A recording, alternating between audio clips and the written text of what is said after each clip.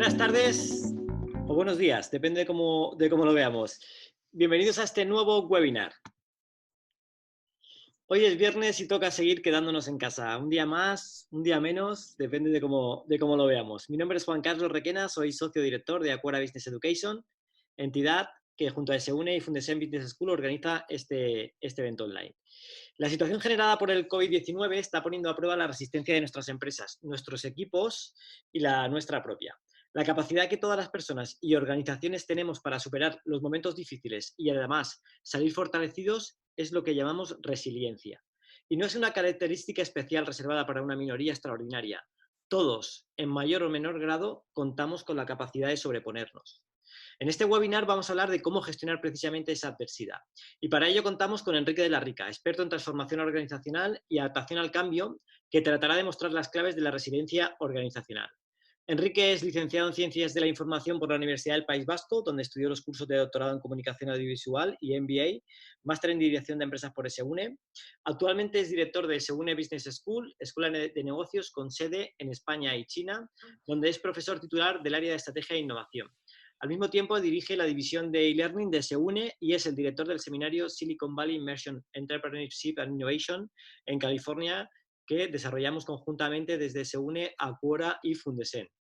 Su experiencia en el mundo de la innovación se ha plasmado en el desarrollo de múltiples proyectos que incluyen conferencias, jornadas y seminarios en instituciones internacionales de diferentes países, además de escribir varios libros sobre el tema. Enrique, antes de darte paso, me dejas 2 minutos nada más, ¿vale? Para explicar las normas del webinar, como siempre. Inicialmente tendremos tu exposición, que durará en torno a 30, 35, 40 minutos, ¿vale? Estarán silenciados todos los micros, somos muchos los asistentes. Y a partir de tu exposición, ¿vale? Activaremos el bloque de preguntas y respuestas. Os pido, por favor, a todos los asistentes que no hagáis las preguntas en el chat, ¿vale? Hay un bloque activado de preguntas y respuestas y acudiremos a ese bloque para que Enrique vaya contestando a todas las preguntas. Independientemente, ¿vale? Le vamos a dar agilidad, ¿vale? Para que nadie se quede sin su respuesta a su pregunta. Así que, sin nada más, Enrique, todo tuyo. Muy bien. Hola, buenas tardes a todos y bienvenidos a este webinar. Muchas gracias a Juanqui por la presentación y sobre todo gracias a las organizaciones que juntas están colaborando para hacer posible este tipo de eventos en los cuales vamos a compartir ideas, consejos y metodologías para que nuestras empresas puedan salir de esta situación en la que vivimos. Bueno, probablemente os suene esta fotografía que vemos en la pantalla. 1929, crack bursátil, caen las acciones en Wall Street. Eso deja sin liquidez a multitud de empresas, se frenan las inversiones. Decenas de miles de empresas tienen un valor contable de cero y aquello generó un paro descomunal, un paro terrible. 10 años después, 1939, Hitler invade Polonia y da comienzo a la Segunda Guerra Mundial. Millones de muertos, Europa desolada y, por supuesto, durante años la actividad empresarial absolutamente detenida. En la década de los 70 también vivimos una crisis importante, la crisis del petróleo. En un momento determinado el petróleo empieza a subir de precio y aquello genera pues, una situación de shock, una generación de pánico incluso en los consumidores. En la década de los 80 también hemos tenido crisis financieras importantes como el crack, el famoso Monday negro, el famoso lunes negro del año 87, la caída de la bolsa. Hemos visto además caídas y crisis económicas generadas por otras divisas, como ha podido ser el Nikkei, como pudo ser también la crisis tequila con el problema de las divisas mexicanas. Y por supuesto, en la década de los 2000, ¿quién no se acuerda de la explosión de las burbujas.com? Al mismo tiempo, en esas primeras partes o primeros compases de los 2000, vimos también los problemas del default de Argentina, el corralito en Argentina y, por supuesto, la famosa crisis financiera de 2008. ¿Por qué he querido comenzar hablando de esas crisis? Las crisis, como la que nos toca vivir ahora con el coronavirus, son normales, es algo que sucede periódicamente y es algo que sucede cíclicamente. Si estudiamos los 150 últimos años de nuestra economía moderna, podemos darnos cuenta de que cíclicamente existen crisis de estas características. Y lo más importante es que el sistema, después de las crisis, sigue funcionando, incluso en muchos casos perfeccionándose. Por lo tanto, lo primero que nos tiene que quedar claro es que esta crisis puede que tenga una gran relevancia, pero sin duda dentro de unos años nos estaremos acordando de ella y la citaremos probablemente con la tranquilidad con la que citamos ahora la crisis del 2008 o la crisis de las .com o cualquiera de las anteriores que he mencionado. Lo que sí es muy importante también saber es que en toda crisis va a haber ganadores y perdedores, y que en esta crisis del coronavirus también tendremos ganadores y perdedores. Y lo que vamos a tratar de ver en este webinar es qué tenemos que hacer en nuestra empresa para que nuestra empresa sea una de esas winners, o que por lo menos no sea una de esas losers, no sea uno de los perdedores. Lo que estamos viviendo es una tormenta perfecta. Estamos con nuestro barco, nuestra empresa, nuestra compañía, en medio del océano, con olas espectaculares, con unos vientos increíbles. Y en esas circunstancias, cuando un barco se enfrenta a esos fenómenos atmosféricos radicales, ¿qué es lo que hace la tripulación? La tripulación está asustada, está muerta de miedo, mira sus caras y se ve el pánico en ellos. Y todo el mundo mira a su referente, al capitán. Probablemente en este webinar tenga aquí muchos capitanes, muchos CEOs, directores generales, directores gerentes de compañía o personas que están a cargo de diferentes equipos. Y probablemente si miramos a la cara de esos equipos veamos ese miedo, ese pánico, esa cara en nuestra tripulación de pensar que todo se va al garete. El que no puede tener esa cara es el capitán. Como he dicho anteriormente, el capitán es la referencia, ¿no? Incluso ahí tenemos a nuestros tripulantes que me están mirando y están esperando cualquier señal del capitán. Pues bien, somos el capitán. ¿Y qué es lo que tenemos que hacer? Tomar decisiones. Y lo que vamos a tratar de ver en este webinar es cómo tomar decisiones en tiempos de crisis o cómo gestionar la adversidad, cómo tomar decisiones en una época con adversidad como la que nos toca vivir. Las decisiones son fruto de dos elementos, como vemos aquí. Nuestro cerebro tiene dos partes.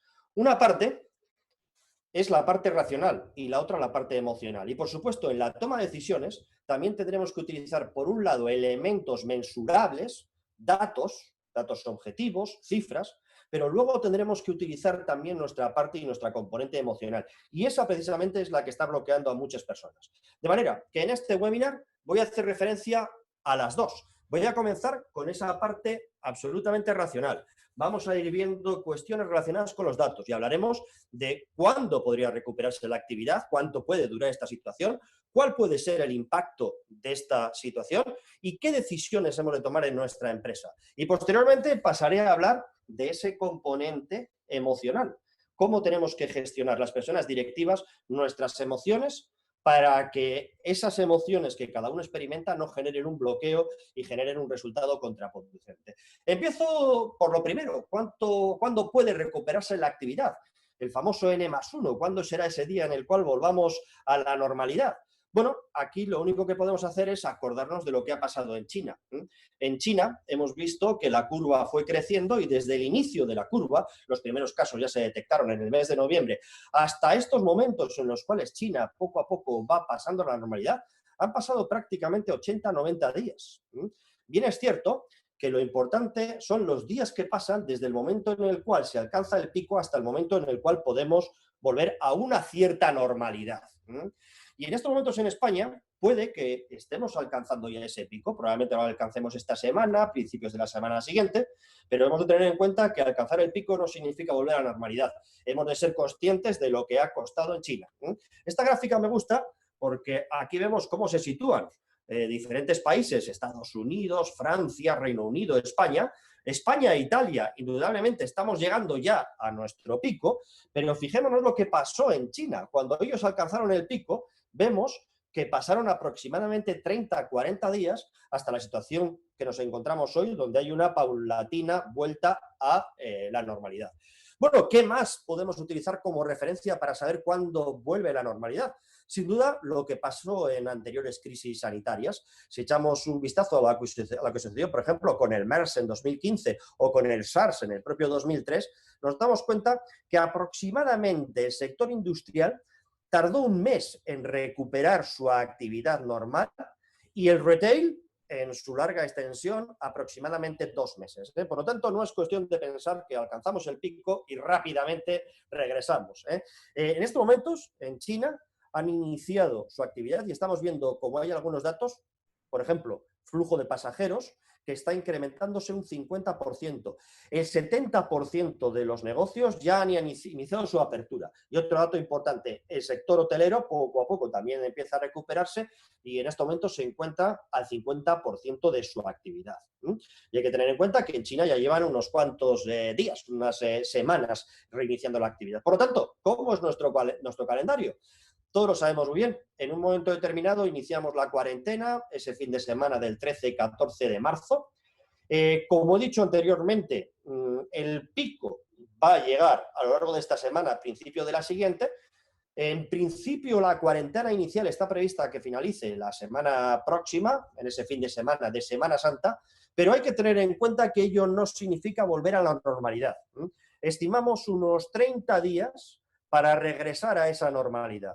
Esa normalidad probablemente venga en la primera quincena de mayo, si todo continúa como parece que está continuando, si todo continúa con esa evolución positiva. Pero claro, como decíamos, una cosa es la normalización de la actividad, como se ha producido en estos momentos en Hubei y en otras zonas de China, y otra es cuando verdaderamente tenemos contenida la enfermedad y podemos iniciar la recuperación. Y ese inicio de la recuperación puede ser pues, hacia mediados de julio. Pero lo más importante es saber que estas cifras pueden estar cambiando continua y constantemente.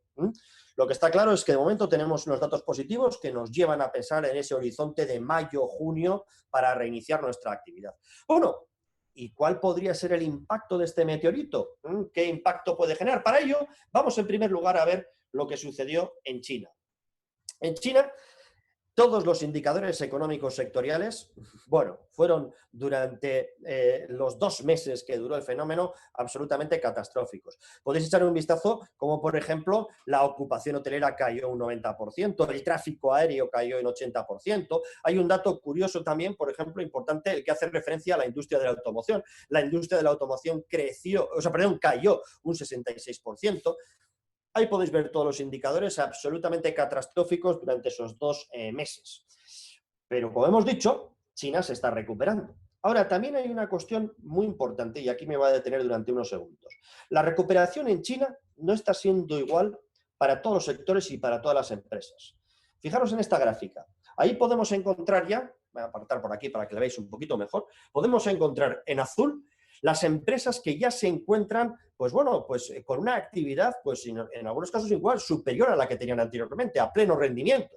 Hay otras en la zona gris, donde, bueno, se encuentran con una actividad más o menos similar a la que tenían antes de esta crisis, y hay otras que vemos que todavía continúan en declive. ¿Cuáles son esas? Las pequeñas empresas. Y algo similar nos va a suceder en nuestro país. Cuando analicemos las cifras macro, veremos que esas cifras macro están muy influenciadas por lo que suceda con las grandes compañías.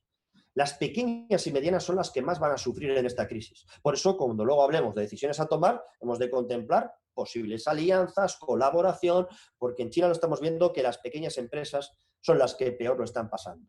Bueno, ¿qué más tenemos que saber para saber cuál es el impacto? Bueno, saber cómo está impactando la cuarentena en los diferentes negocios. Aquí hay una matriz, que de nuevo me aparto para que la veáis, en la cual tenemos 2 ejes. Por un lado, la limitación de suministros y por otro, la ralentización de la demanda y, consecuentemente, de los ingresos.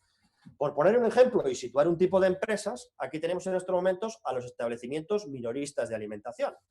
Bien, están experimentando una cierta limitación de suministros, pero continúan muchos de ellos con actividad, incluso muchos de ellos pues están viendo cómo crece su actividad. Por lo tanto, no están siendo excesivamente afectadas. En el otro lado, ¿qué nos encontramos? Pues en el otro lado nos encontramos la industria en general y en particular la industria de la automoción, donde estamos viendo que tienen un gran problema en la cadena de suministros y al mismo tiempo se ha detenido de manera brutal la demanda y, consecuentemente, los ingresos. Por poner un ejemplo con la industria de la automoción, creo que en estos momentos hay muy pocas personas que me están escuchando que estén pensando en cambiar de automóvil, a no ser que el suyo lo tengan estropeado y no le quede otro remedio, otra necesidad. Por lo tanto, son industrias que se van a ver muy afectadas. Cada uno situará su empresa donde considere oportuno. Lo primero que tenemos que ver en esta matriz es dónde está nuestro sector y dónde está nuestra empresa. Cómo nos afecta la limitación en la cadena de suministro y cómo nos va a afectar la ralentización en la demanda provocada fundamentalmente por las decisiones que se están tomando a nivel político sobre lo que dura la cuarentena. Lógicamente, mientras tengamos cerradas ciertas actividades comerciales e industriales, pues eso va a afectar seriamente a esa demanda. Bueno, el impacto, no únicamente en la cadena de suministro, no únicamente en la demanda, estamos viendo que el impacto está siendo también brutal en las bolsas. La caída de las bolsas de todo el mundo está siendo espectacular. El impacto en el desempleo también va a ser notable. Seguro que habéis escuchado ya en más de una ocasión esta cifra, las personas que se fueron al paro la semana pasada en Estados Unidos. Ahí estáis viendo esta gráfica lo que marca es pues, la regularidad con las cuales semanalmente se apuntan en la oficina de desempleo ciudadanos estadounidenses, una media de 250.000 personas, y hace unos viernes de repente llegaron 3 millones, cuando saltó la alarma en Estados Unidos, 3 millones de personas perdieron su trabajo. Ojo, esta última semana han sido otros 2,5 millones y ya tenemos 5,5 millones de personas. Lo que sucede es que, como sabemos, el sistema o el mercado laboral en Estados Unidos funciona diferente al nuestro. Allí rápidamente pierdes el empleo, pero en el momento en el cual se reactiva la situación económica, las empresas vuelven a contratar. Sin embargo, nosotros hemos tomado pues, una medida distinta que consiste en mantener artificialmente el empleo. Eso puede afectar a las empresas y ¿qué va a suponer? Pues lógicamente una tardía recuperación de ese tejido industrial y consecuentemente una tardía recuperación del empleo, que ya lo conocemos por otras crisis que hemos vivido. Y el último indicador, pues letal que estamos viendo es el PMI, publicado también hace 2 días, el índice de producción industrial en la eurozona. Es decir, ahí vemos en el centro esa caída espectacular que tuvo durante la crisis financiera del 2008 y ahora estamos asistiendo a otra caída pues muy, muy relevante, insisto, en toda la eurozona. Afortunadamente, pues sí, hay un dato pues, que es positivo. Esa problemática que hay entre Arabia Saudí y Rusia, pues hace que los precios del petróleo estén cayendo, están en unos precios que no habíamos visto pues, prácticamente en muchísimos años, y eso pues, puede ayudar en un momento determinado a la salida de esta crisis. Ahora, no todos los datos son malos, ¿eh? Si alguno se dedica al jugo de naranja, fijaros el crecimiento espectacular que ha ido teniendo el precio de ese activo. Por eso decía que va a haber losers y winners. No todo el mundo va a ser loser, no todo el mundo va a ser winner. ¿Cuál podría ser el impacto? Bueno, antes de las últimas medidas tomadas por el gobierno, se estimaba en 2-3 puntos porcentuales en la ralentización del crecimiento. Eso se estimaba en China, se estimaban también 2 puntos en los Estados Unidos de América, pero cuando hablamos de Europa y España, se hablaba de un impacto de 3 puntos porcentuales. En el mejor de los casos. En el mejor de los casos podemos ver cómo nuestro PIB se contrae y llega pues, a un menos 1,5%.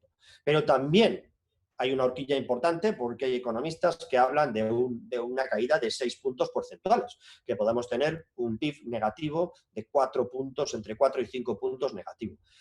Por lo tanto, nos movemos en una horquilla significativa, pero en todo caso tenemos por delante un escenario de recesión. Os voy a dejar una dirección de internet, impacto económico coronavirus.com, ahí la tenéis, porque es una bonita calculadora que nos sirve para que cada uno en su empresa trate de establecer cuál puede ser el impacto. ¿De acuerdo? Esa es una herramienta que existe en internet y que podemos utilizar. Bueno, y al margen de ver ese impacto económico, ¿cómo podemos sacar lecciones o cómo lo podemos comparar con la crisis del 2008? Hemos dicho que la crisis del 2008, considerada hasta ahora la gran recesión y la gran crisis, fue ante todo una crisis financiera, un shock de demanda estructural motivado por el colapso del sistema financiero. Se colapsó el sistema financiero y aquello se trasladó poco a poco a través de las restricciones de crédito hacia la economía real, como la denominamos. ¿Qué circunstancias, qué condiciones había en el 2008? Bueno, fundamentalmente un alto apalancamiento financiero privado.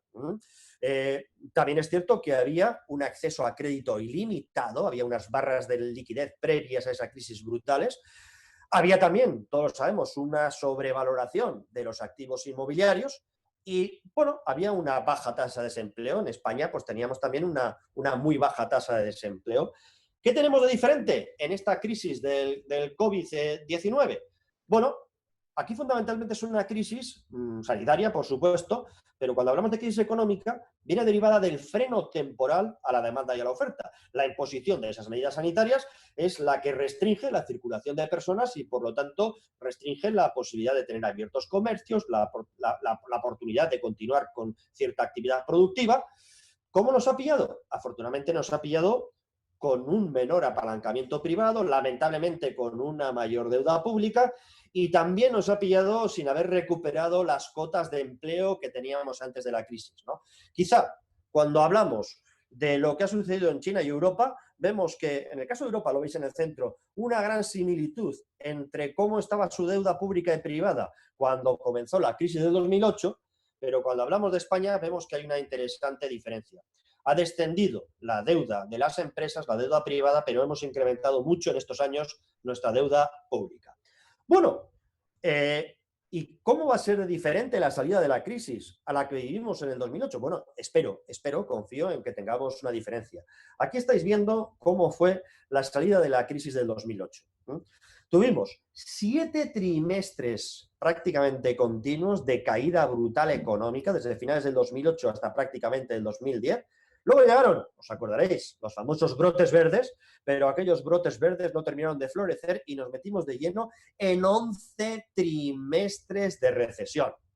Bueno, los expertos confían en que esta crisis no sea así. El sistema financiero estaba muy tocado por aquel entonces y en este caso, en teoría, cuando se levanten las medidas de confinamiento y las medidas sanitarias, nuestras empresas podrán volver a la actividad. Por eso hay muchos que estiman que esto va a ser una especie de V, donde vamos a tener una importante caída que la estamos viendo. En marzo solamente hemos visto la punta del iceberg, porque en marzo hemos tenido únicamente medio mes de cese de la actividad. Abril va a ser rotundo y espectacular esa caída que tenemos, pero como hemos dicho, mayo, junio, empieza la normalización y probablemente para finales de año estemos recuperando la situación. Pero ojo, esto siempre y cuando, esta situación que he descrito, siempre y cuando no se agrave la situación. Porque lamentablemente ciertas medidas que se están tomando van a ralentizar esa recuperación. Estamos dejando muy tocadas a las empresas y, lógicamente, eso nos va a pasar factura. No voy a entrar ahora a discutir si debíamos haber tomado esa medida o no la debíamos haber tomado, pero sin duda ese cierre prácticamente total de mucha actividad pues puede causar unos daños económicos pues irreversibles para algunas empresas y, en todo caso, que afecten mucho a todo nuestro sistema. ¿Y ello qué va a suponer? Pues lo estáis viendo. Hay expertos que ya nos hablan de 6-8 trimestres de recuperación. En definitiva, 2020 en recesión y una parte importante de 2021 en recesión. No hemos de desestimar esta posibilidad porque, además, el problema que estamos teniendo es que es una pandemia global y que, por lo tanto, van a quedar limitados los accesos a determinados mercados internacionales. El continente americano va por detrás del nuestro y, por lo tanto, tendremos un mes de retraso para aquellas empresas que hacen actividad con el continente norteamericano, en este caso, y la gran duda, mi gran temor, además, es lo que puede suceder en Centroamérica y Sudamérica. El impacto allí puede ser brutal y eso pues puede limitar y condicionar mucho las actividades económicas de aquellas empresas que tienen mucha actividad mercantil con ese continente. En definitiva, pues vamos a ir viendo pues cómo hay determinados sectores que van a ir recuperándose de una manera muy paulatina a lo largo del 2020, finales del 2020, principios del 2021. En estos momentos hay un sector, que es la alimentación minorista, que, bueno, que de hecho pues está teniendo un crecimiento espectacular de sus ventas. Todo lo que no comemos actualmente en el canal Horeca, en restaurantes, en cafeterías, pues realmente lo estamos haciendo a través de la alimentación en estos hogares, comprando la cesta de la compra en los supermercados, y esa cesta de la compra está creciendo de manera espectacular, incluso con productos que ya no son de primera necesidad, bebidas alcohólicas, cervezas, snacks, etcétera, etcétera. Bueno, ese sector en un momento determinado verá cómo ese pico se le ralentiza y poco a poco iremos viendo cómo otros sectores se van recuperando. Ahora bien, la recuperación augura también que vamos a tener, por ejemplo, pues una época de verano bastante difícil para el sector turístico y, por supuesto, también unas navidades, como estamos viendo aquí, en las cuales pues se va a restringir también mucho el consumo, a pesar de que ya esté todo abierto, pero lógicamente, como decimos, esta crisis va a afectar a los bolsillos de muchas empresas y de muchas familias. En todo caso, todo el mundo estamos hablando ahora de tirar desde nuestros domicilios, que entre todos vamos a tirar y vamos a lograr doblegar a la maldita curva, vamos a lograr que esa curva se aplane. Pero tened en cuenta una cosa, cuando logremos vencer a esa curva vamos a encontrarnos con otra curva que tendremos que doblegar. La curva del incremento brutal de nuestra deuda pública. Por supuesto también deuda privada, pero espectacularmente la deuda pública. Y amigos míos, ¿quiénes son esos que están ahí empujando de esa deuda pública? Pues somos nosotros, las personas que trabajamos en las empresas, las pequeñas y medianas empresas, los autónomos. O sea, que el panorama que nos viene no es cuestión de acabar únicamente con la curva del coronavirus, sino que luego nos va a tocar empujar durante una larga temporada de esa curva de la deuda pública. Bueno, ¿qué decisiones hemos de tomar, por lo tanto, en este panorama? Mirad, nosotros empleamos una matriz a la cual denominamos la matriz 3x3. La denominamos así porque empleamos 3 ejes en un lado, o 3 elementos en un eje y 3 en otro. El primero es la resiliencia. Todos conocéis muy bien lo que es la resiliencia, es esa característica, esa propiedad que tienen los materiales que una vez que son manipulados, maleados, vuelven a recuperarse y recuperan su estado inicial. La resiliencia también la tenemos los objetos naturales, como puede ser esta flor que tengo aquí en la pantalla, y los seres vivos, las personas en general, pues tenemos la capacidad de recuperarnos. La resiliencia la conocen muy bien los deportistas que practican triatlón, maratones, que en un momento determinado son capaces de encontrar dentro de su flaqueza, cuando parece que ya no dan más de sí, encontrar la energía suficiente para recuperarse. Y hoy en día nos hace falta mucha resiliencia, ya no únicamente como personas, sino también como organizaciones. Es lo que llamo la resiliencia organizacional, que como veis tiene 3 elementos: las personas, las operaciones y las finanzas. Vamos a ver cómo conseguimos trabajar esa resiliencia en nuestra empresa para conseguir 2 cosas: nuevas fuentes de creación de valor y preservación del valor actual. Por lo tanto, el primero de los ejes nos lleva a hablar de la resiliencia organizacional. Cuestiones a tener en cuenta. Primero, resiliencia de las personas. En estos momentos, las personas que dirigen organizaciones, que lideran equipos, tienen que ser muy sensibles con las preocupaciones domésticas de nuestros equipos. Tenemos que facilitar y flexibilizar el teletrabajo. Tenemos que generar employee engagement. Tenemos que compartir ideas, consejos y, sobre todo, medir muy bien cuáles están siendo en todo momento sus necesidades familiares. Nuestros equipos lo están pasando muy mal y el líder tiene que recuperar una función coach importante, una función para gestionar las emociones de sus equipos. No es fácil teletrabajar y, sobre todo, hacerlo en ese contexto en el cual todas las personas están en el hogar y, además, con ese contexto de incertidumbre. Recordad lo del capitán. Nuestra tripulación está asustada. El capitán tiene que tranquilizarles. Tranquilizarles sobre la carga de trabajo. Erradicar una excesiva presión en el corto plazo, no machacar a nuestra gente diciendo, bueno, como está en casa tiene todo el tiempo del mundo, Excel, informes, vete preparando, cambia la web. Hay que tener en cuenta que no es fácil esta situación. Y sobre todo también repriorizar actividades en nuestro portafolio para que no se saturen, porque no están en una situación idónea para trabajar en sus hogares. Y por último, ser muy transparente respecto al impacto actual y futuro de la crisis, tanto en nuestras empresas como en los propios individuos. Hay que ser transparente, por supuesto, como luego veremos, no negativo, pero no tenemos tampoco que ocultar la situación en la que está nuestra empresa. Segunda resiliencia, la resiliencia operacional, y esta la he dividido en 2 partes. En primer lugar, lo que hace referencia a toda la parte productiva. Tenemos que garantizarnos el abastecimiento de materias primas. Eso es fundamental.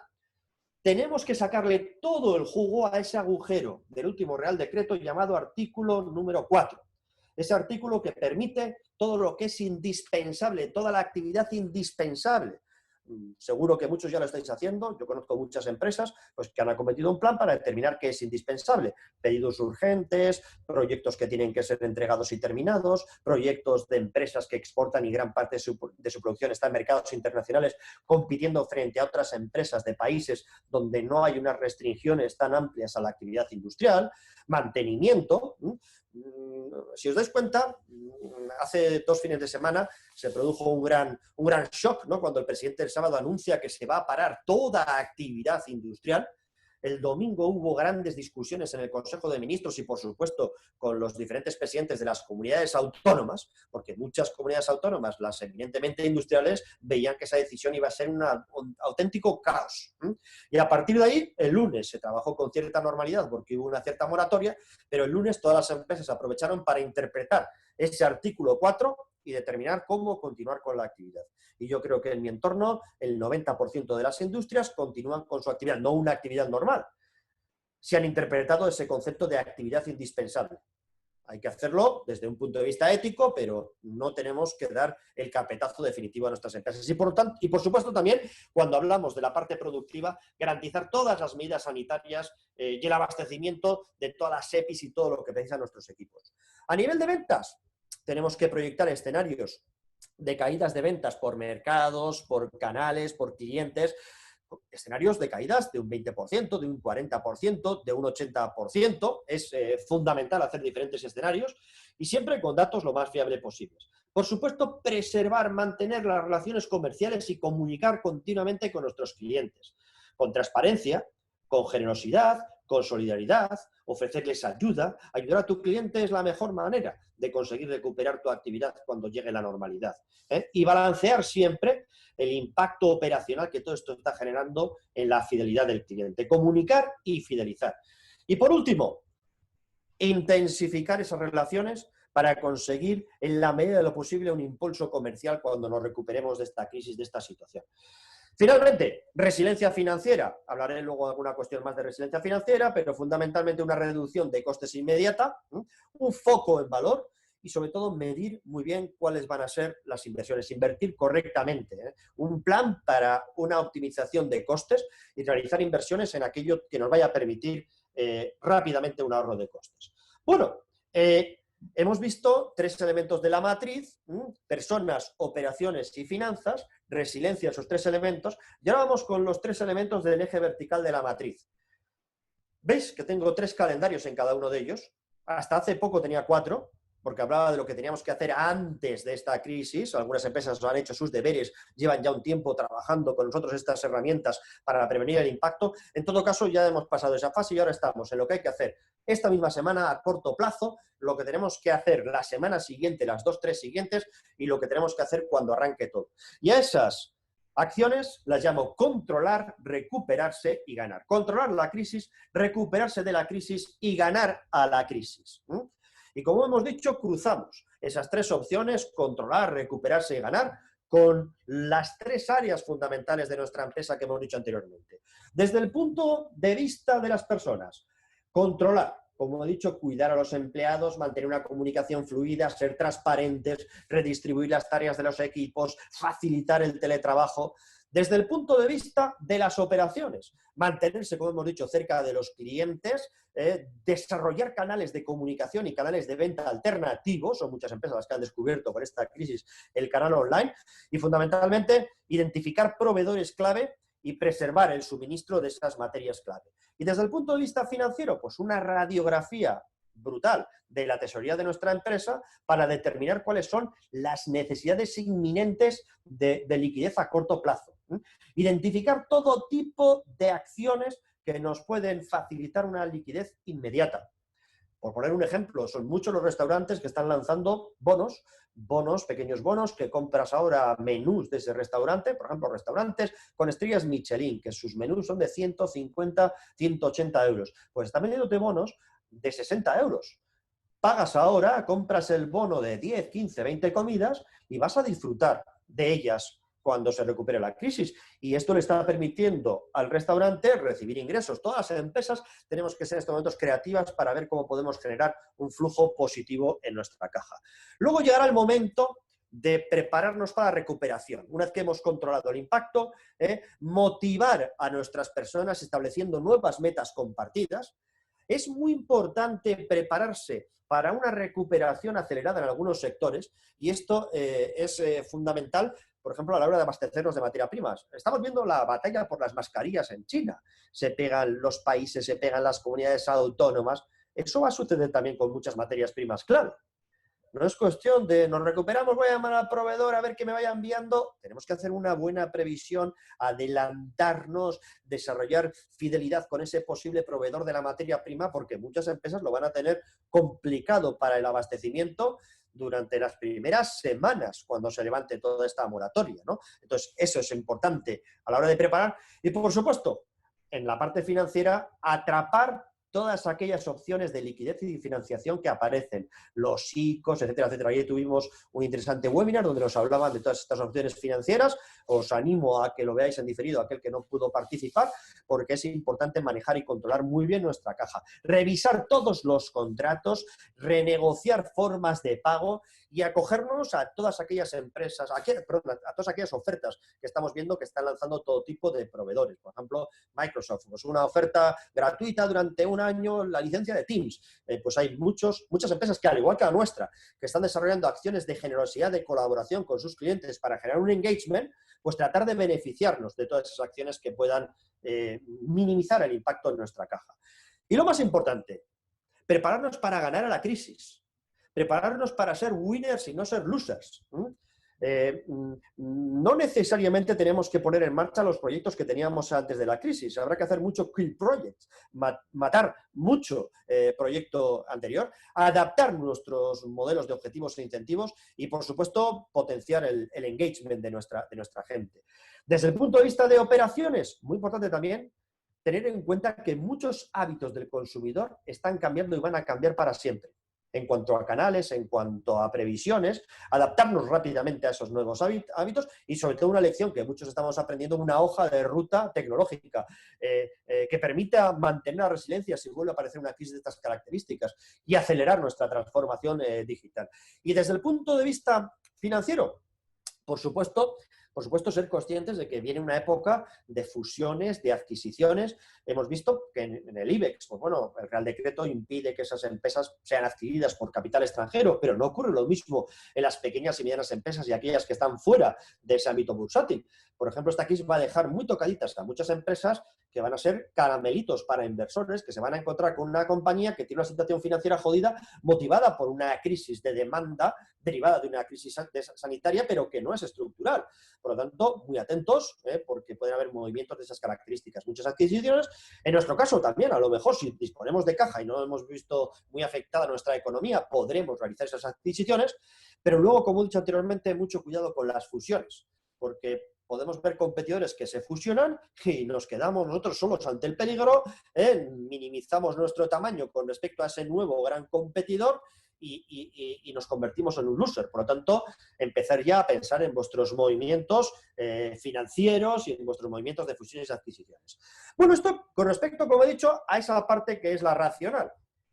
Pero estas decisiones van a ser muy condicionadas por nuestro lado emocional del cerebro. Y esta es la parte con la que quiero terminar y muy importante para todos vosotros. Mirad, aquí tenemos una matriz en la cual vemos cómo tolera cada uno de nosotros la incertidumbre, la ambigüedad.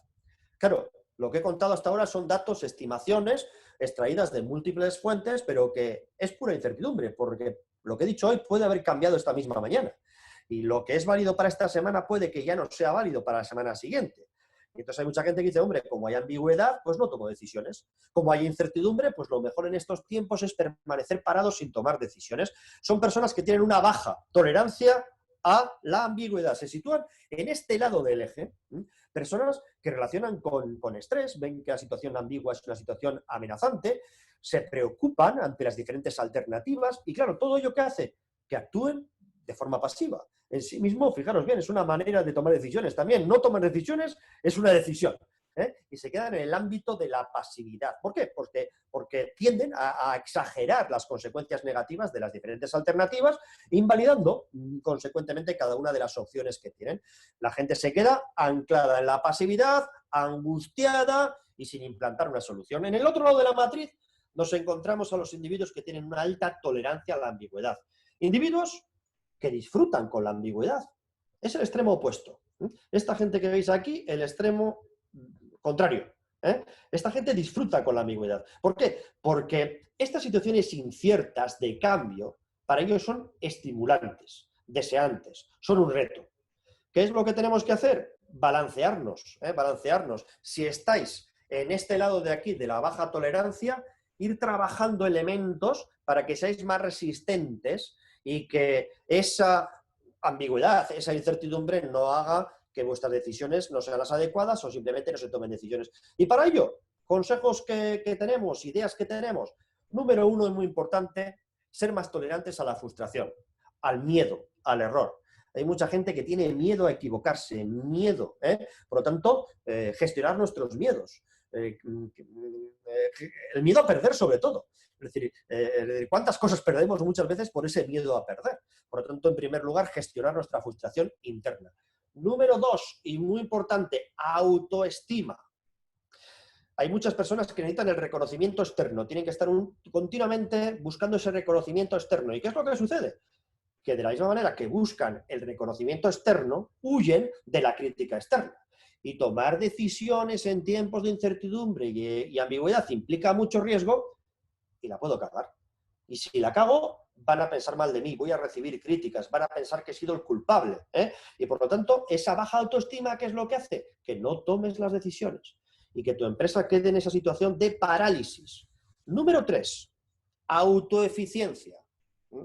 Hay una escena muy bonita en una de las películas de la saga Star Wars, en la cual vemos a Luke Skywalker intentando sacar la nave desde el lago, y no puede. Y nuestro amigo Yoda le dice que claro, que no puede porque él en su mente piensa que es imposible, piensa que no tiene las habilidades y los conocimientos suficientes para sacar esa nave. Y eso sucede ahora con muchos directivos. Piensan que ellos no son lo suficientemente eficaces o eficientes para salir de esta situación. En estos días he hecho mucho coaching con equipos directivos y hay algunos que me confiesan y me dicen, mira, Enrique, esto me sobrepasa, yo no estoy capacitado para esto, me ha venido la dirección de la empresa hace 2 años y no pensaba que iba a vivir este escenario. Yo creo, Enrique, que no estoy capacitado para ello. Lo primero es en tu mente. Tienes que creer que estás capacitado porque si no, nunca vas a lograr sacar adelante tu compañía. Muy importante también la flexibilidad cognitiva. Pensar en diferentes soluciones. Lo que hemos hecho hasta ahora puede que no sirva. Lo que tenemos que hacer ahora es diferente a lo que hacíamos anteriormente. Y no sirve una única solución. Tenemos que implementar, pivotar, desarrollar múltiples soluciones. Y eso requiere en las personas directivas mucha flexibilidad cognitiva. Número 5, gestionar nuestra ansiedad. La ansiedad evita o ralentiza la toma de decisiones y es importantísimo. Y voy con la número 6. ¿Os habéis planteado por qué seguimos a determinados líderes? ¿Por qué la gente en masa sigue determinados líderes? Es fundamentalmente por la capacidad que tienen estos líderes de ilusionarnos, de transmitir ilusión. Y ese es el último elemento del cual quiero hablar. Llega el momento de transmitir ilusión a nuestra gente, a nuestros equipos, a las personas de nuestra organización, a proveedores, a clientes. Por lo tanto, el líder en esta situación de adversidad tiene que tener una tremenda capacidad de generar ilusión. La ilusión está conectada con emociones positivas. Cuando nos ilusionamos nos sentimos bien, plenos, motivados. Nuestro rostro cambia, nuestra mirada cambia, nuestro estado emocional cambia. Nos sentimos cargados de energía positiva y eso lo transmitimos a los demás. Y esa es la cara que tienen que ver nuestros equipos, aunque conecten con nosotros por Zoom o por Skype.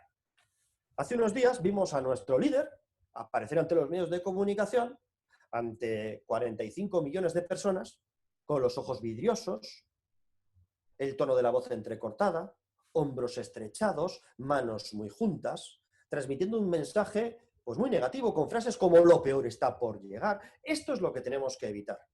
Esta situación no la podemos hacer ver a nuestros equipos. Tenemos que transmitirles ese mensaje y ese sentimiento de ilusión en positivo, sin mentir, sin engañar, sin hacer magia e ilusionismo. No es lo mismo ser un ilusionista que transmitir ilusión. Y la ilusión empieza por uno mismo. La ilusión empieza por uno mismo, por automotivarse y por lo que he dicho al principio. Esto es una crisis, pero de todas las crisis se sale. Vale, hay opciones de que no salgamos, pero también hay muchas de salir y que incluso después de salir vengan tiempos positivos. Además, la experiencia de anteriores crisis seguro que a muchos de vosotros os ha servido para llegar a pensar en ello. Y en la ilusión hay 3 elementos que son fundamentales. El estímulo, la respuesta y la consecuencia. Y en estos momentos, El origen es el estímulo. Hay un ejemplo que lo cuento rápidamente. Cuando una persona está sin ilusión porque ha perdido su puesto de trabajo, ve una oferta en InfoJobs, en Internet, que se adapta a su perfil. Es el estímulo que necesita para recuperar la ilusión. A continuación, ¿qué es lo que hace? Da una respuesta a ese estímulo, empieza a preparar su currículum, la entrevista de trabajo, y ya no te cuento nada si llega la consecuencia, el último elemento, si consigue el empleo. Pues bien, el origen, amigos míos, está en ese estímulo. Decía nuestro amigo que en el hipotálamo del cerebro está ese circuito de la búsqueda, que es el que alerta esos resortes de placer y de felicidad que solamente se encienden durante la búsqueda y no durante el propio acto. Es en la búsqueda, en la expectativa, donde radica la mayor parte de la felicidad. Por lo tanto, acordarnos, tenemos que lanzar estímulos a nuestros equipos porque va a ser eso lo que estimule esa llama de la ilusión. Termino con un par de frases. Una de Daniel Goleman. El liderazgo auténtico se distingue por la capacidad del directivo de inspirar en otros energía, pasión y entusiasmo. Entonces, ahora no es únicamente cuestión de analizar los datos para tomar las decisiones correctas. Tan importante como eso es transmitir a los demás esa sensación de energía, pasión y entusiasmo. Y la última frase con la que quiero terminar antes del turno de preguntas es de uno de mis gurús favoritos. Igual conocéis al personaje de la fotografía. Si no le conocéis, probablemente os acordéis de su frase o lo identificáis por su frase. Nuestro amigo el gurú dijo: no son las especies más fuertes las que sobreviven. Tampoco son las especies más inteligentes las que sobreviven. Las especies que sobreviven son aquellas que tienen mayor capacidad para adaptarse al cambio.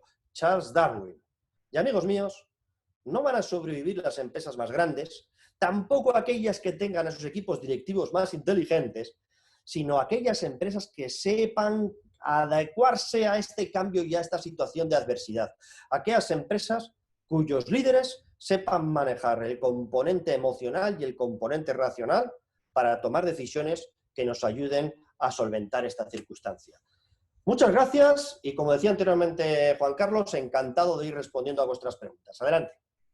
Muchas gracias, Enrique. Si te parece, te voy a ir yo formulando las preguntas para no abrirle el micro a 154 personas que estamos conectadas en estos momentos en directo. Y lo primero es una reflexión mía en voz alta. No pretendo encontrar la solución, pero es complicado.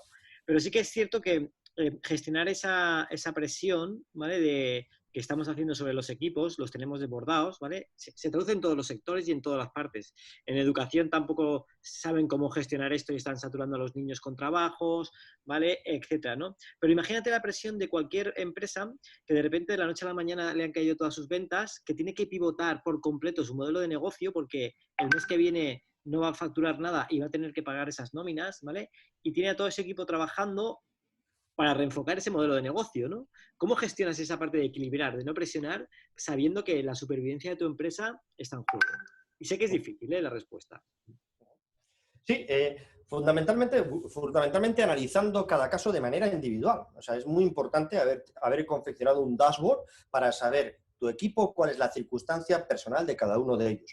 Esta crisis se está viviendo de manera muy distinta en cada persona. En primer lugar, porque depende del contexto donde está ubicado. Es decir, no todos los lugares son iguales. Hay personas que a lo mejor están pasando esta crisis en una vivienda unifamiliar con 400 metros cuadrados, jardín, y hay otros que la están padeciendo en un apartamento de 60, 70 metros cuadrados. Hay personas que, bueno, es una nueva experiencia que están haciendo con su pareja, que los dos conviven únicamente en ese pequeño espacio, pero hay otros que están conviviendo con hijos pequeños, con hijos adolescentes y ya el peor, el que tiene uno de cada edad, ¿no? Por lo tanto, la circunstancia individual de cada persona es diferente y distinta. Hay una parte muy importante que es hablar, dialogar y no establecer el café para todos, ¿no? Y saber exactamente cada persona hasta dónde puedo apretar. Muy bien, sigo con las preguntas. ¿Cómo ves el impacto en empresas de servicios, consultoría, etcétera, en esta crisis? Bueno, estamos viendo que, por un lado, estamos viendo, como sucede en otros sectores, personas que están teniendo ahora en este momento es una altísima actividad. Todo lo que son asesores están teniendo pues una tremenda actividad con los ERTES, preparando financiación, etcétera, etcétera, etcétera. Consultores, a lo mejor no tanta como los asesores. ¿Por qué? Porque muchas empresas en ese análisis de cómo modelo mis inversiones, hay algunas que están considerando que es algo prioritario. Otras sí, de hecho, pues estamos trabajando mucho, como hemos dicho, con esa labor de coaching, de asesoramiento de equipos directivos, etcétera, etcétera. Esa actividad en estos momentos quizá esté un poquito más parada que la urgente, que es la de los asesores, pero va a tener un despliegue, yo creo, importantísimo cuando salga la crisis. Y, por supuesto, otros servicios como asesores legales, abogados, pues esta gente pues está teniéndolo ya y va a tener mucho más. No te cuento nada de los administradores concursales, ¿no?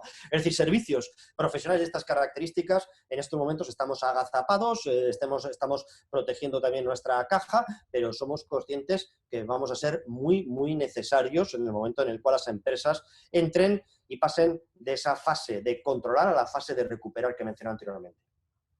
Muchas gracias, Enrique. Hay gente que está preguntando sobre la charla, ya que has hecho mención a la charla de ayer, sobre el tema de los préstamos ICO, etcétera. En el chat hemos puesto el enlace al vídeo y el enlace para que podáis descargaros la presentación de ayer.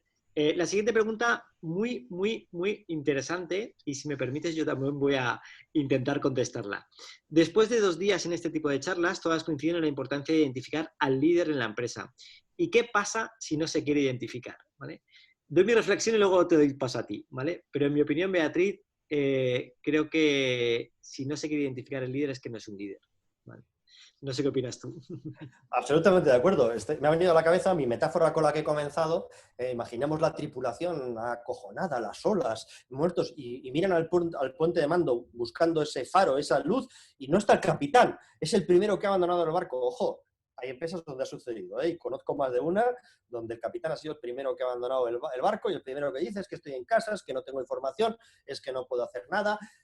Coincido contigo, Juan Carlos. O sea, en este caso no es un líder de cartón. Es un jefecillo indio que le pusieron las plumas y le confirieron de una cierta identidad jerárquica, pero no es un líder. Los verdaderos líderes afloran en esta circunstancia y, de hecho, lo estamos viendo en muchas empresas. Individuos que no tienen la pluma de gran jefe, pero que están siendo los auténticos líderes desde la cocina de su casa, motivando a sus respectivos equipos comerciales, por ejemplo, o gente de sistemas, que hay que soportar a toda esa gente teletrabajando desde fuera de nuestro anillo de seguridad. Tienes que dar servicio a cada individuo en su casa con un tipo de ordenador y un software diferente. Ahí es donde están apareciendo líderes de verdad. Y una de las cosas que va a hacer esta crisis es que sepamos distinguir entre el jefecillo indio jerárquico y el líder de verdad dentro de nuestra empresa. Coincido contigo, ¿eh? Cualquiera puede dirigir una empresa cuando todo va bien, ¿vale? Pero el verdadero liderazgo surge en situaciones como esta. Y claro que hay que tomar decisiones, ¿vale? Pero quizás a veces es peor no tomar decisiones que tomar decisiones equivocadas. Siguiente pregunta, Enrique. Enhorabuena por la ponencia. ¿Cómo crees que va a afectar el sector de IT? Gracias. Bueno, el sector de IT es uno de los que también se va a ver favorecido en esta circunstancia. Es uno de los winners, ¿no? Es uno de los winners porque las empresas van a tener que acelerar su transformación digital. Es decir, una de las lecciones, antes no lo he dicho, pero quizá lo más importante es aprender. O sea, no lo he mencionado, lo menciono ahora. Tenemos que aprender de todo lo que estamos viviendo en esta crisis y, dentro del aprendizaje, la importancia de acelerar la transformación digital. Entramos en una nueva década y esta nueva década tiene que ser definitivamente la de la transformación digital. Muchas empresas han dado cuenta de que sus estructuras no están preparadas para teletrabajar, no tienen bien contemplada ciberseguridad, se dan cuenta de la imposibilidad de teletrabajar por los agujeros que tienen de ciberseguridad, que también los tienen cuando están trabajando en un modo convencional. Por lo tanto, el sector del IT tiene muchísimo, muchísimo por hacer. Lo está haciendo, porque hay empresas que lo están haciendo, empresas que están desarrollando soluciones en torno a Zoom, instalando rápidamente soluciones de comercio electrónico, plataformas de e-learning. Es un sector, si hay alguno escuchándonos, probablemente es un sector que está en estos momentos continuando con una gran tasa de actividad, pero para mí van a ser uno de los winners después de esta crisis del COVID. Enrique, por favor, recuérdanos el link que has mencionado antes de la calculadora. No está... Muy bien. Me vais a permitir que lo que os lo localice, esa calculadora para salir de la crisis. Esta es la calculadora y ahí tenéis impacto económico coronavirus.com. Impacto económico coronavirus.com. Vale. Creo que lo he escrito bien, lo acabo de poner en el chat, creo. Si alguien lo puede poner en el chat bien, y así accedemos todos. Hay una pregunta sobre el ERTE que no sé si tú puedes responder, pero la formulo. Yo tengo que renovar un contrato hoy mismo y debo solicitar un ERTE del 50% para toda la plantilla. ¿Tendré algún problema al solicitar el ERTE? Perdona, la primera parte, Juan, ¿qué era? Tengo que renovar un contrato hoy mismo y debo solicitar un ERTE del 50% de toda la plantilla. ¿Tendré algún problema al solicitar el ERTE? Mira, esta de nuevo es una de las preguntas de situaciones continuamente cambiantes que tenemos. En un momento determinado, muchísimas empresas, de hecho yo conozco varias, dijeron, mira, el lunes ya no viene nuestra plantilla a trabajar, cerramos la actividad y declara un ERTE por causa mayor. 5 días después le anulan ese ERTE de causa mayor y se ponen a hacer un ERTE por causas económicas. Y 5 días después anulan esos ERTEs y dicen que se pueden hacer por causa mayor. De repente se inventan lo del permiso retribuido diferido y muchas empresas dicen, entonces ya no puedo hacer un ERTE. No, las que están en ERTE no pueden hacer el permiso. Es un auténtico caos, pero lo más, en este caso tienes dos opciones, o leer todos los BOEs en los que siempre encuentras respuesta a todo ello, o ponerte en manos de un asesor que es el que te lo va a poder decir. Pero sin duda esta situación exige y va a exigir ERTEs de todo tipo. Muy bien, Enrique, gracias. ¿Es oportuno seguir trabajando en largo plazo? Hablamos del plan estratégico. Una vez diseñado un plan de acción para el COVID-19.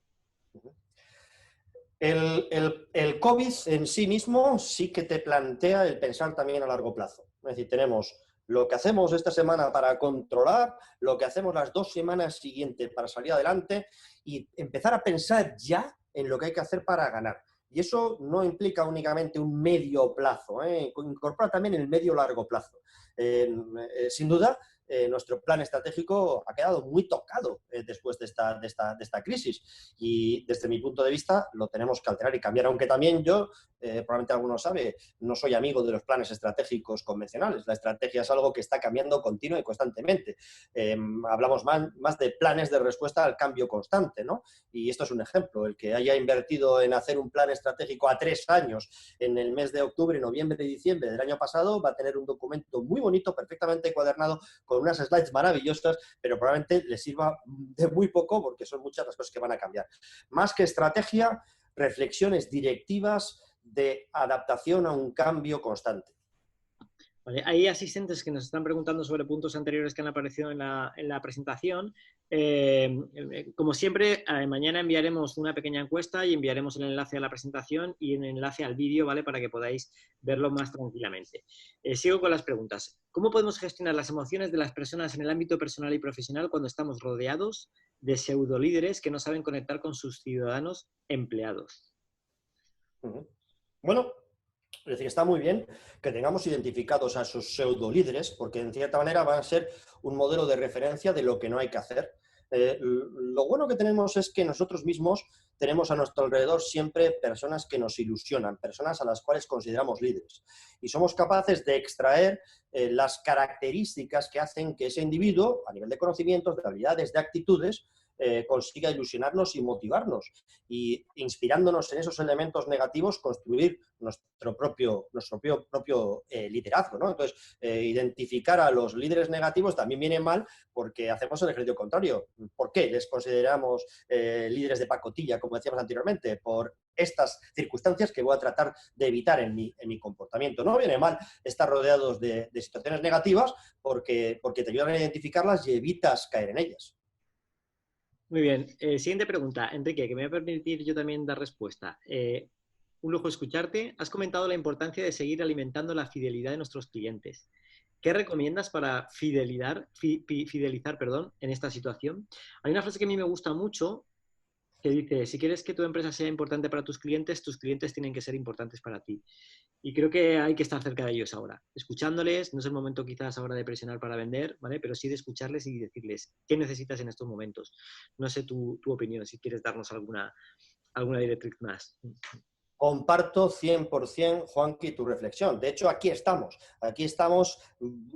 trabajando 24 horas por 7 a través de estos medios telemáticos para dar ayuda a nuestros clientes, para comunicarnos continuamente con ellos y para decir, oye, ¿qué os está preocupando? Intentar ayudaros en ello. Lo hacemos las personas que nos dedicamos a la asesoría, consultoría, desarrollo de personas, etcétera, etcétera, que estamos, yo creo, saturados de trabajo realmente, porque hay mucho que ofrecer a estos clientes y eso lo podéis llevar a cada uno de vuestros negocios. Espacios para hablar y conversar individualmente con cada uno de esos clientes, no para venderle, sino para aportar vuestra ayuda y preguntarle en qué te puedo ayudar, qué te puedo ofrecer. Es muy importante en ese plan de preparación consolidar la fidelización, porque otra de las cosas que genera estas crisis es que nos acordamos de aquellos que nos ayudaron en los momentos difíciles, ¿no? Por lo tanto, la labor comercial, como decía anteriormente Juanqui, desde ese punto de vista de buscar el engagement y la fidelización del cliente es en estos momentos algo obligatorio para todos. Coincido contigo, quizás no haya que tener rencor de lo que pase, de lo que está pasando y en un futuro, pero lo que sí que tenemos que tener memoria, ¿vale? Y ahí tenemos a los equipos, a los agricultores día a día trayéndonos alimentos para que podamos comer, a los sanitarios, etcétera, y eso el día de mañana tenemos que recordarlo. Uno de los beneficios de esta crisis ha sido la reducción de la contaminación. ¿Crees que el regreso a la normalidad hay posibilidad de buscar un equilibrio más sostenible? Bueno, realmente una de las cosas que ha ocurrido también en esta crisis es que hablamos, ha aparecido un cisne negro. Pero ¿cómo que un cisne negro?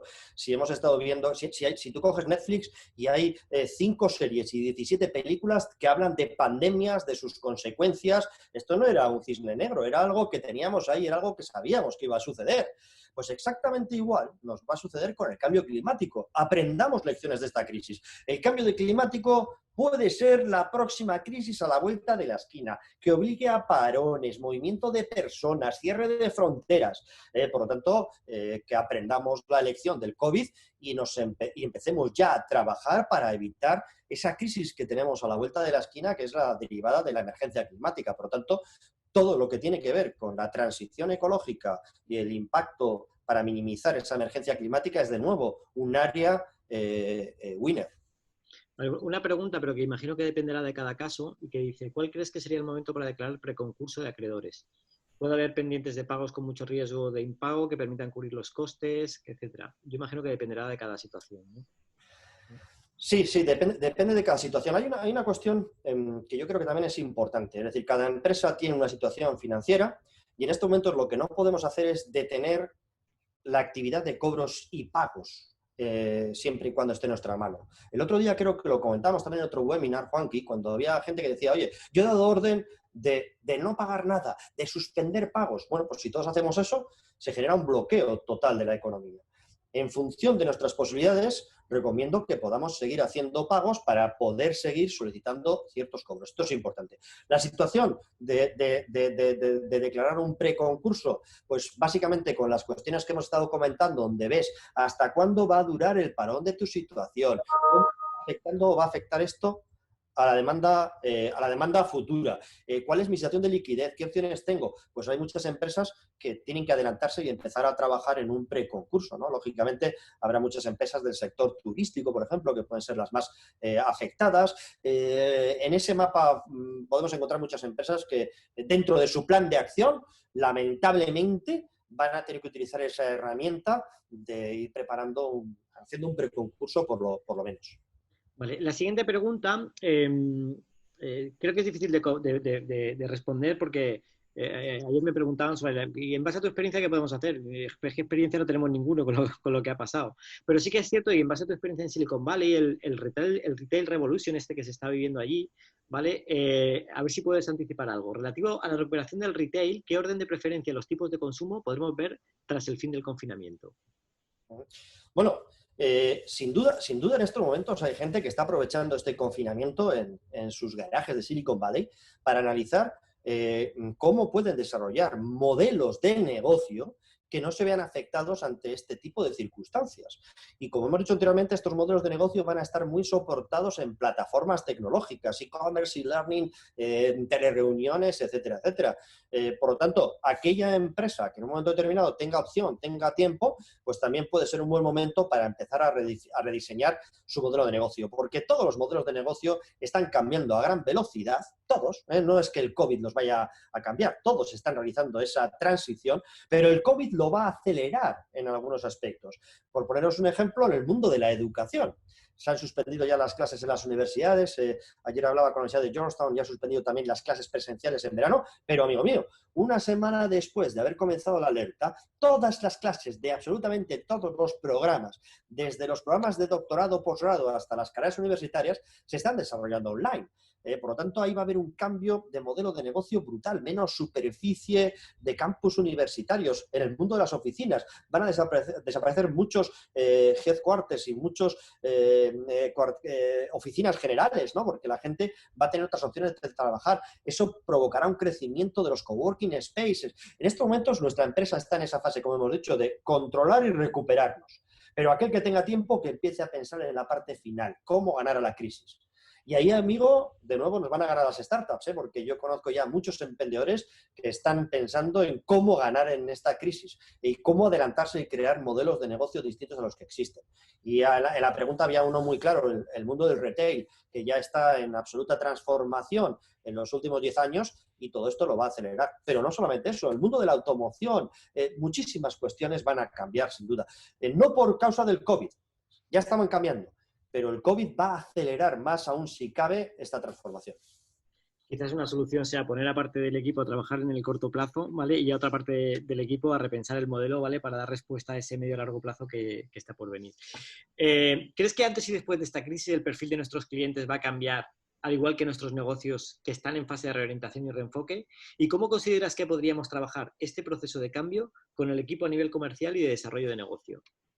Bueno, en la parte de trabajo del equipo comercial y desarrollo de negocio hay una cuestión clara. Muchas empresas en estos momentos, en esa fase 2 de recuperación, van a tener que pivotar. Se dan cuenta que con su actual binomio producto-mercado, la recuperación va a ser tardía. Cuando hagamos esa reflexión con todos los datos que he aportado, dirán, ostras tú, pues es que nos podemos meter en el 2021 y nuestra situación financiera no lo aguanta. ¿Qué nos queda por hacer? Pivotar.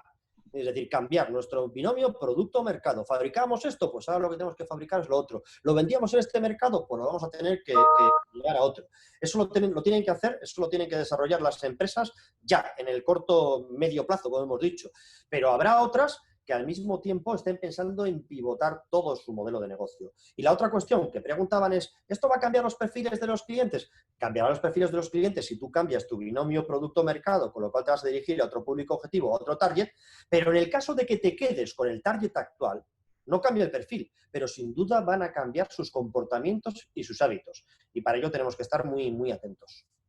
Vale, antes de seguir con las siguientes preguntas, recordad, por favor, no poner las preguntas en el chat, ¿vale? En el módulo de preguntas y respuestas.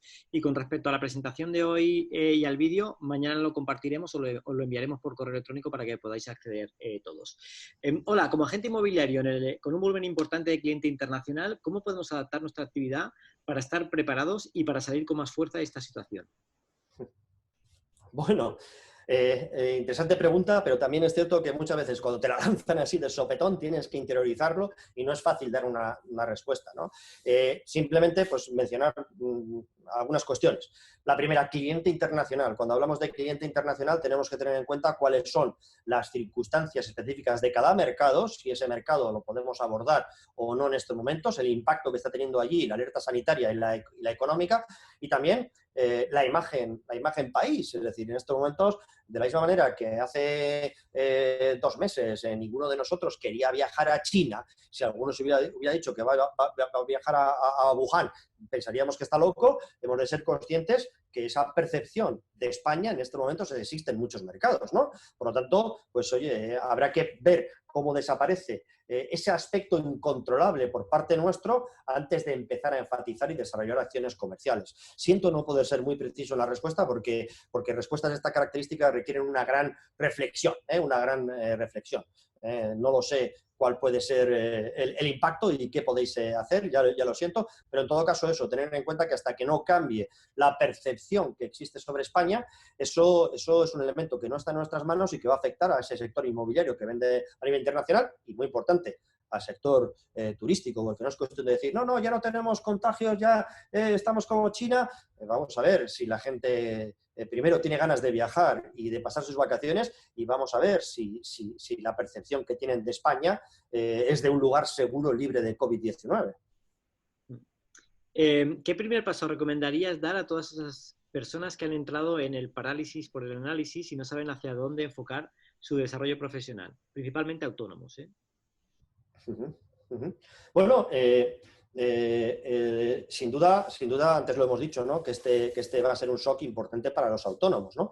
Pero los autónomos, lo que no puede haber es parálisis, es decir, lo que tienen que hacer es mucho análisis para ver y pivotar hacia dónde pueden trasladar y desarrollar su modelo de negocio, que en este caso se basa en competencias personales, ¿no? El otro día teníamos un bonito webinar en el que hablábamos de la parálisis del análisis. Yo creo que en estos momentos nadie puede permitirse el lujo de estar parado. Tenemos mucho tiempo, además, en nuestros hogares para pensar exactamente a nivel también personal hacia dónde debemos de reorientarnos para no ser un loser, para ser un winner dentro de estos cambios que se están generando con el COVID.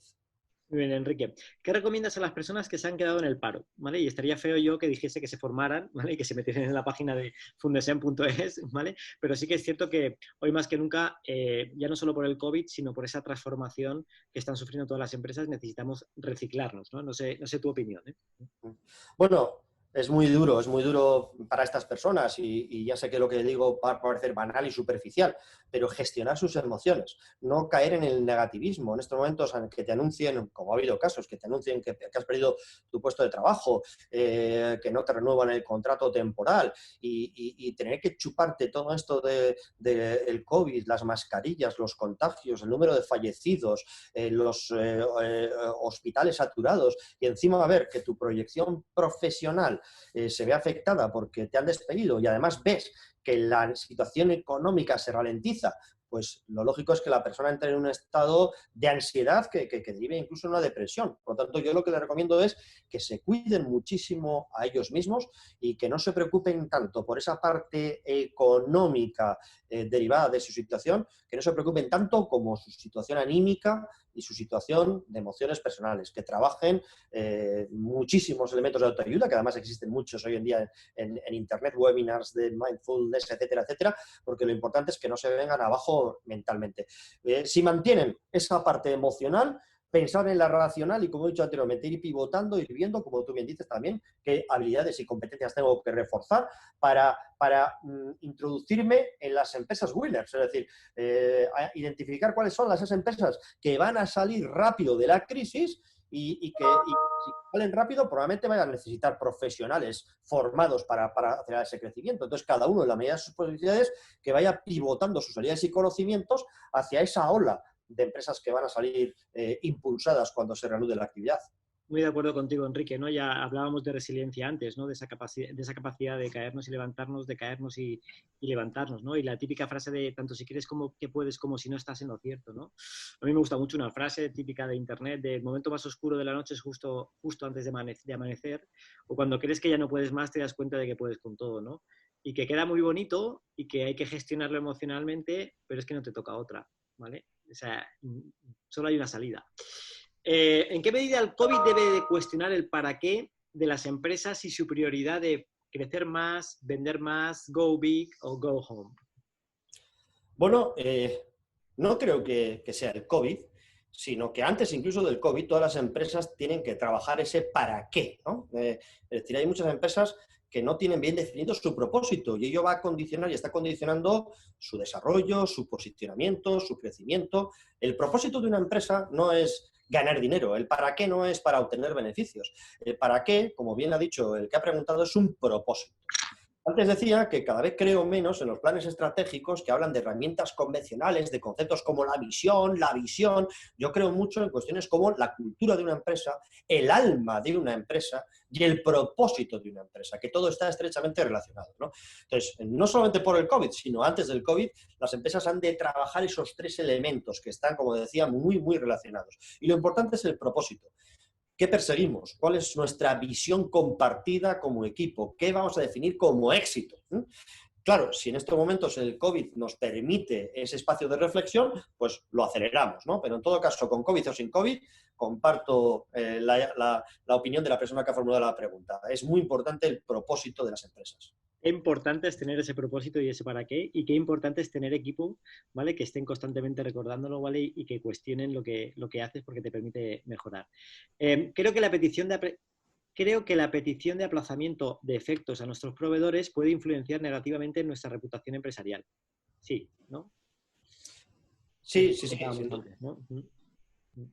Quizás haya que hacer un pacto de volver a poner dinero en circulación, ¿vale? Y que no aplacemos esos pagos, ¿vale? Sobre todo si no lo podemos permitir.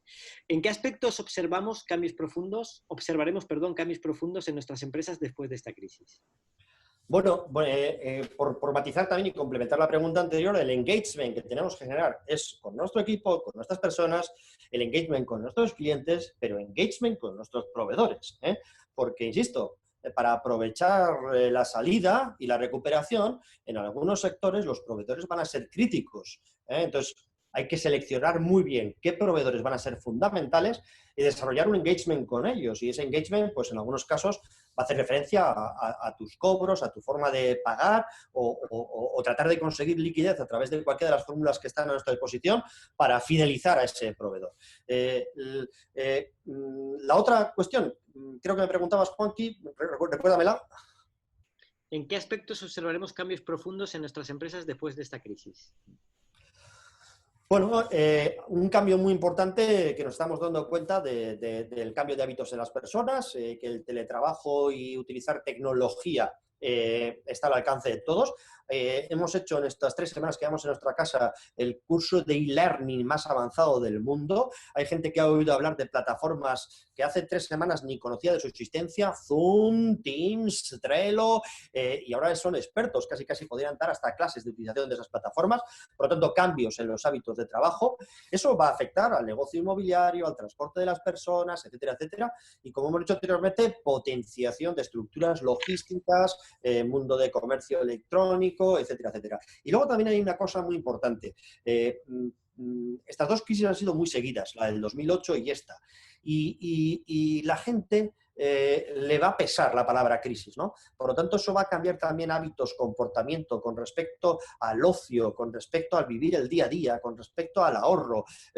Sin duda, ahora no lo podemos determinar, lo intuimos. Dentro de 5, 6, 8 años veremos libros donde digan cómo cambió el mundo por la crisis del COVID, pero ahora lo que tenemos que tener claro es de que los cambios que ya se venían dando se van a acelerar. Leo una frase que me ha encantado, ¿vale? De uno de los asistentes que dice: en los peores momentos conocerás a tus mejores colaboradores. Muy cierto, muy cierto. Has hablado de la importancia de mantener y contagiar la ilusión del equipo a través de los estímulos. ¿Cómo podemos trabajar los estímulos online con los diferentes equipos en un estado cambiante de incertidumbre como el que vivimos sin perder la confianza? Porque hoy podemos lanzar mensajes positivos y de esperanza, pero mañana nos toca decir que vamos a hacer un ERTE. Sí, comprendo que todo esto es muy difícil. El estímulo, como he dicho, es individual.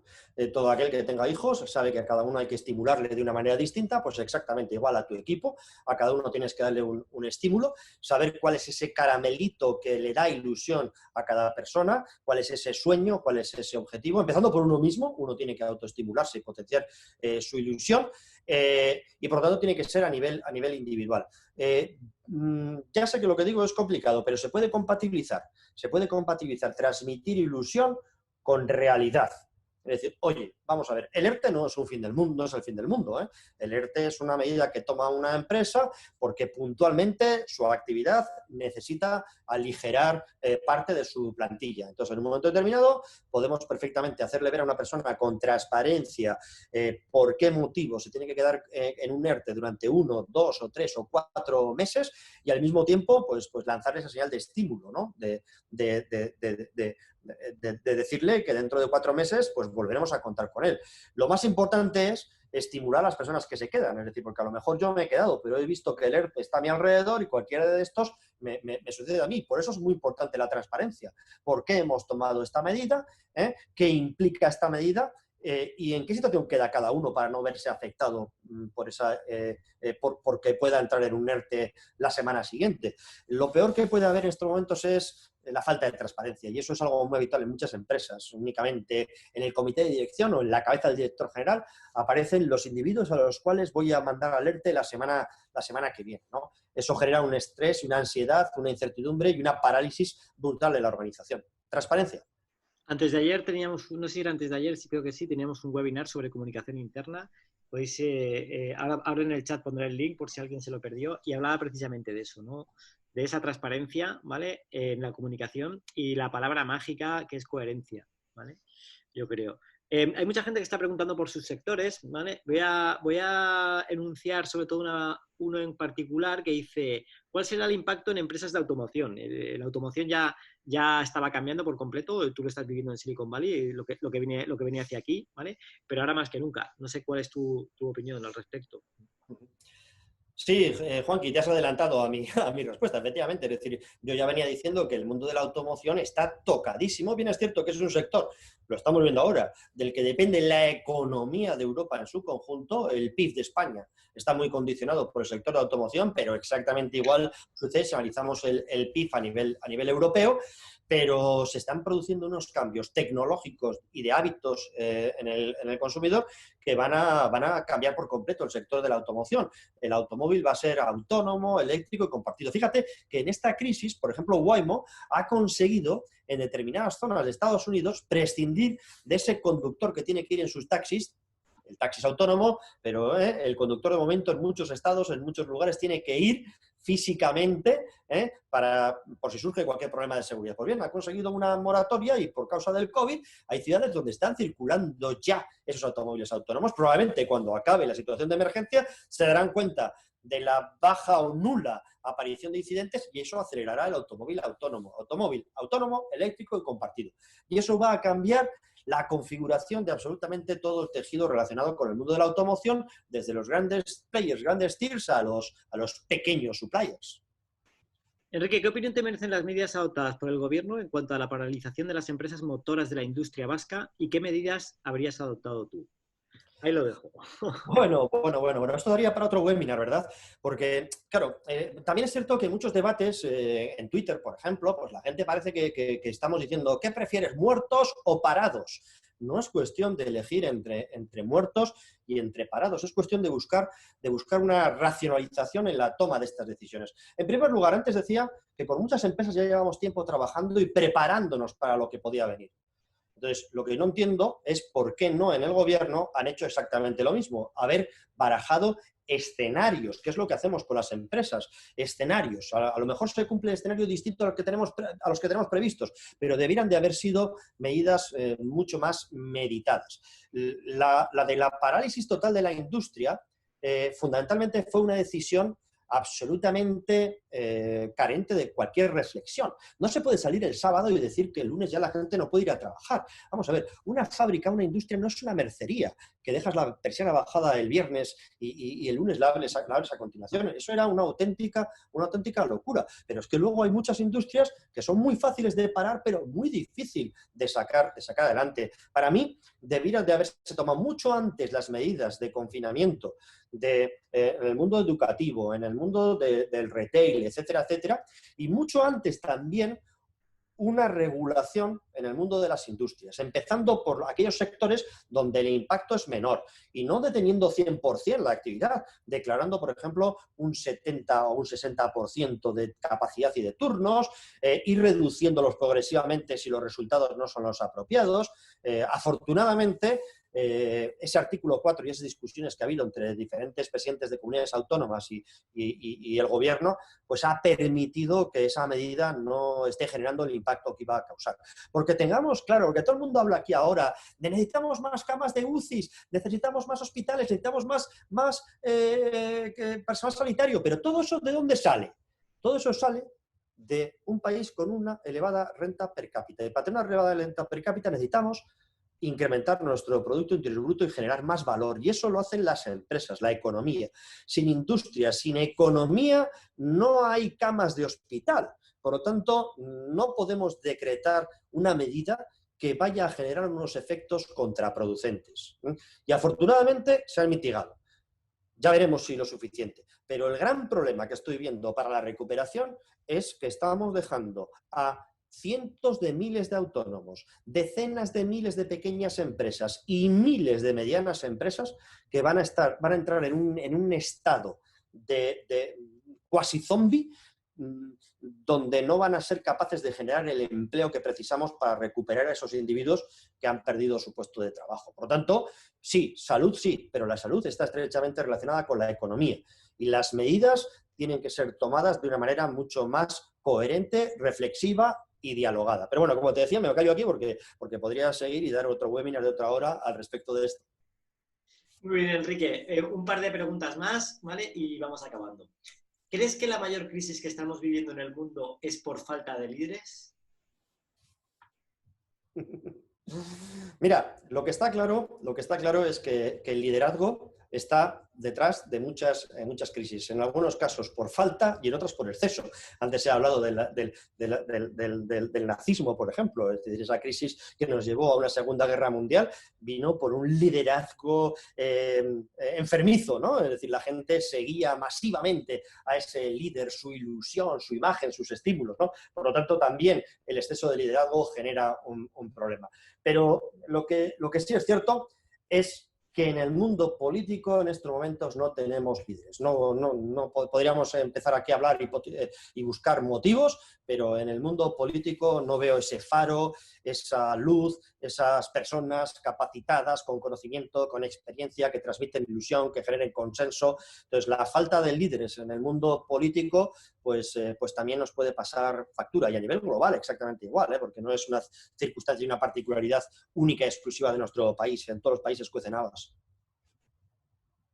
Muy bien, vamos a por una última pregunta, Enrique. Si hablas estos días de cuidar la cartera actual de clientes y fidelizarlos, fortaleciendo tu imagen de marca para preparar el futuro crecimiento, ¿cómo compatibiliza un autónomo o micropyme esta estrategia con el bloqueo actual en el flujo de liquidez y el impago de deudas en corto que hay con estos clientes?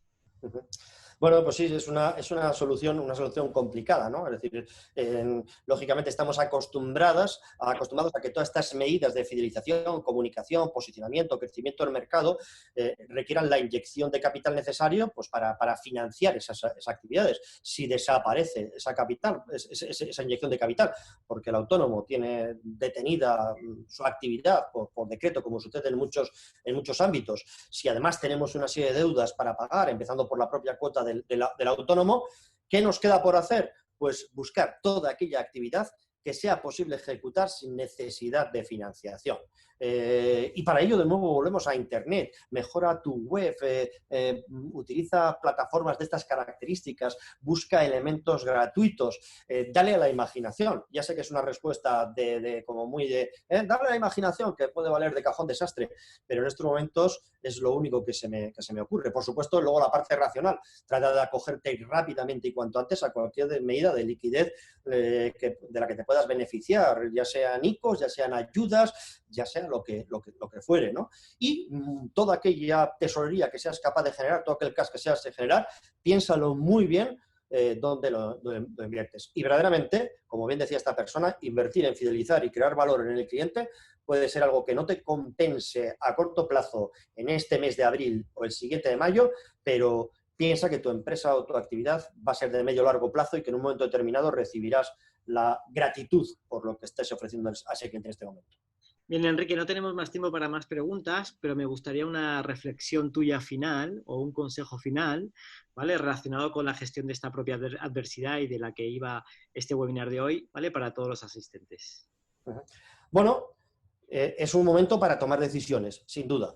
Lo peor que puede haber es la parálisis que comentábamos anteriormente. Vivimos en un entorno de adversidad, un entorno de incertidumbre, pero hemos de ser conscientes de que toda crisis genera oportunidades. Toda crisis genera importantes cambios. Y no son palabras de ningún economista, porque si fuera de un economista, pues las podríamos coger o interpretar entre comillas, ¿no? Son palabras de un genio como es Albert Einstein. La crisis es la dinamizadora, la estimuladora de los cambios. ¿Por qué? Porque en las situaciones de crisis los individuos dan lo mejor que llevan dentro. Utilizan la gran fuerza de su razón, de su conocimiento, equilibrándola y combinándola con la pasión. La razón y la pasión. Esos dos elementos son los que van a contribuir a que tomemos buenas decisiones y a que salgamos fortalecidos de esta situación de crisis. De la crisis siempre, siempre se sale. Muchísimas gracias, Enrique. Ha sido un placer, como siempre, tenerte en este webinar. Por favor, prepáranos otro para la semana que viene, que queremos seguir contando contigo, ¿vale? Porque nos encantan tus ideas, tus reflexiones, tu voz, tus reflexiones en voz alta y sobre todo tu transparencia, honestidad, ¿vale? Y sinceridad. Muchísimas gracias, Enrique. Muchísimas gracias a todos los asistentes. Os recuerdo que mañana, si no mañana el lunes, recibiréis un correo electrónico con una pequeña encuesta. Es importante para nosotros contar con vuestro testimonio, vuestra opinión sobre el webinar y sobre todo sugerencias para siguientes, ¿vale? Porque semanalmente queremos seguir trabajando e intentar ofreceros contenido de calidad y sobre todo contenido muy necesario estos días. Así que muchísimas gracias a todos y nos vemos la semana que viene en el próximo webinar. Muchas gracias.